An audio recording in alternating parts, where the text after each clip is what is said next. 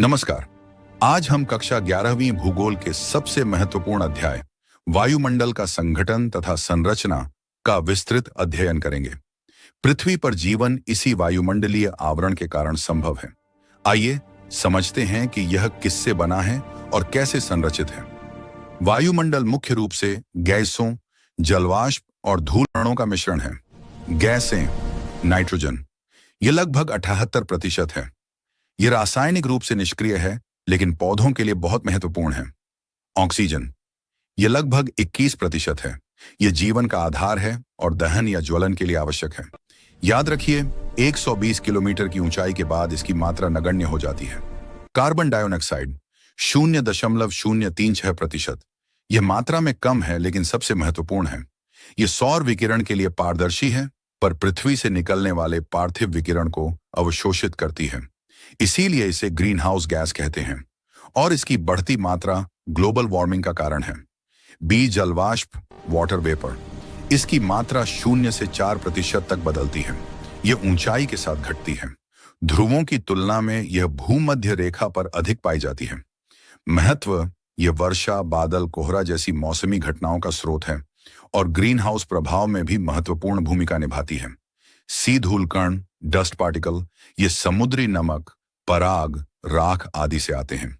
ये आर्द्रताग्राही नाभिक का काम करते हैं, जिनके चारों ओर जलवाष्प संघनित होकर बादल बनाती है। साथ ही ये प्रकाश के प्रकीर्णन के कारण सूर्योदय और सूर्यास्त को रंगीन बनाते हैं। वायुमंडल को तापमान की भिन्नता के आधार पर 5 प्रमुख परतों में विभाजित किया गया है। आइए इन्हें क्रम से समझते हैं। क्षोभमंडल, ट्रोपोस्फियर, यह 0 से 13 किलोमीटर तक है, हालांकि भूमध्य रेखा पर 18 किलोमीटर तक। विशेषता, यह सबसे निचली और सघन परत है। सभी मौसम संबंधी घटनाएं इसी में होती हैं। तापमान ऊंचाई के साथ घटता है।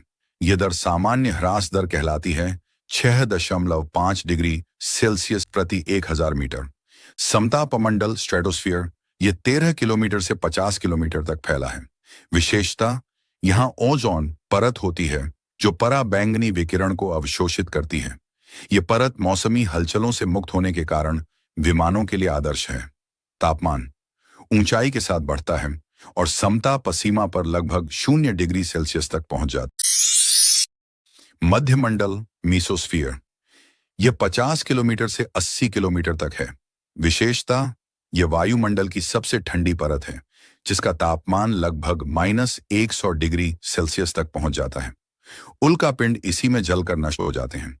तापमंडल, थर्मोस्फियर या आयन मंडल, यह 80 किलोमीटर से 400 किलोमीटर तक है। विशेषता, यहां गैस के अणु आयनीकृत होते हैं।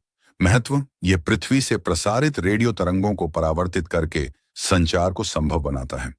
यहां ध्रुवीय ज्योति, ऑरोरा भी दिखाई देती है।